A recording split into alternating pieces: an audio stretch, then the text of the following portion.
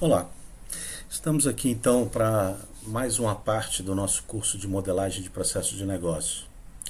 Hoje nós vamos tratar sobre um método para a modelagem de um processo. Relembrando que nós já passamos por algumas etapas do nosso curso e utilizamos para esse treinamento o livro do professor Marlon Dumas, que é Fundamentals of Business Process Management. Essa seção 5.3 do livro, que trata sobre um método para a modelagem de processo de negócio, é que será tratada nessa videoaula. Nas aulas anteriores, nós vimos alguns pontos importantes para nós descobrirmos processos em uma organização. Tratamos as habilidades necessárias para a modelagem de processos, vimos a diferença entre os papéis do analista de processos e a importante participação dos especialistas de domínio, que realmente entendem os processos da organização. Vimos desafios enfrentados nessa descoberta de processos e, portanto, qual deveria ser um perfil de um analista de processos.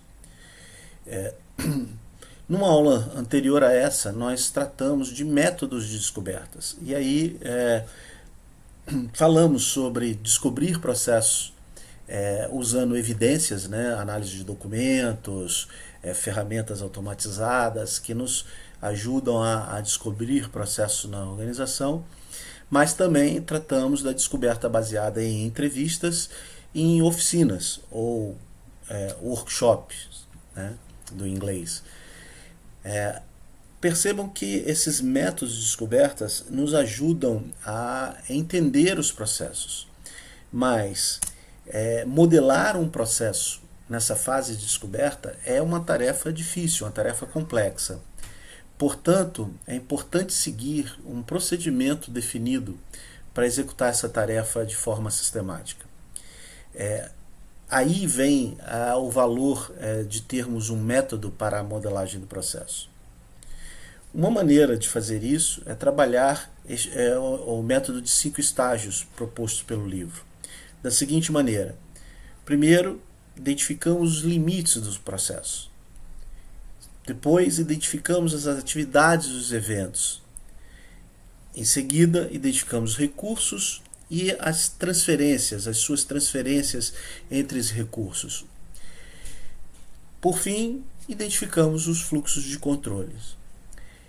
O livro ainda recomenda que nós possamos agregar elementos adicionais necessários ao processo durante essa modelagem. Vamos ao método.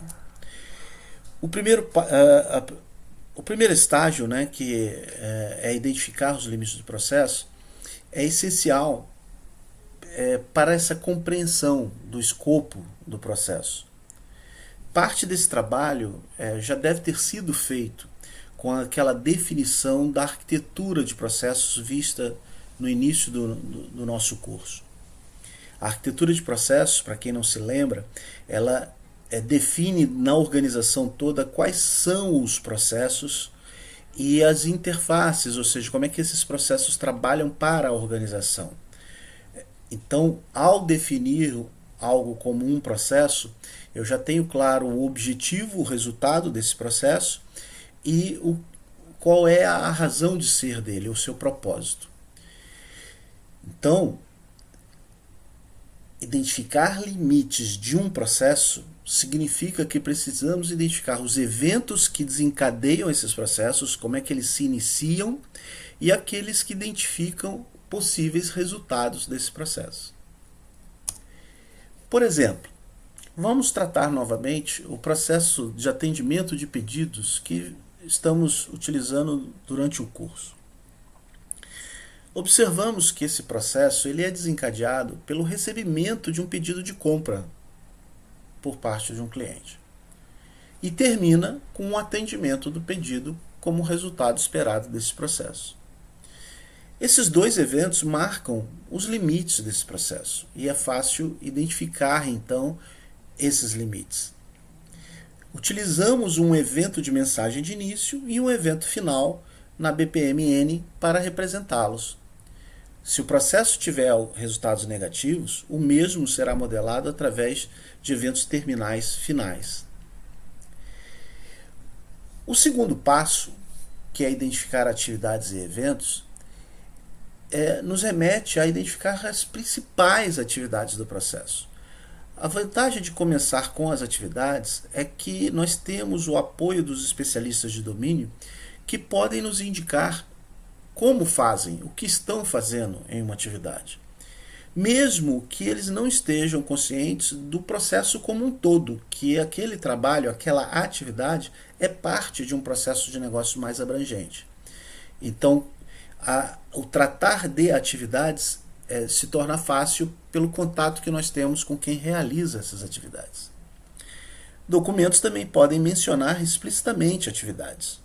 Por exemplo, eu posso ter numa organização um conjunto já de instruções de trabalho, ou seja, normas, procedimentos para realizar uma determinada atividade. No caso do nosso exemplo, do processo de atendimento de pedidos, esse estágio de identificar atividades e eventos pode levar a um conjunto de atividades para as quais a ordem e a sequência ainda não estejam claras. Apenas nós temos um mapa contendo que atividades ocorrem no processo, não necessariamente uma ordenação, uma sequência. Nessa etapa, precisamos identificar os eventos que ocorrem durante o processo, o que modelaremos como eventos intermediários. Vamos dar uma paradinha na nossa aula. Eu gostaria que vocês tentassem lembrar do processo de atendimento de pedidos e tentassem levantar as atividades, pelo menos um conjunto inicial de atividades e eventos desse processo de atendimento de pedidos, ok? E aí voltamos em seguida, após vocês concluírem essa atividade.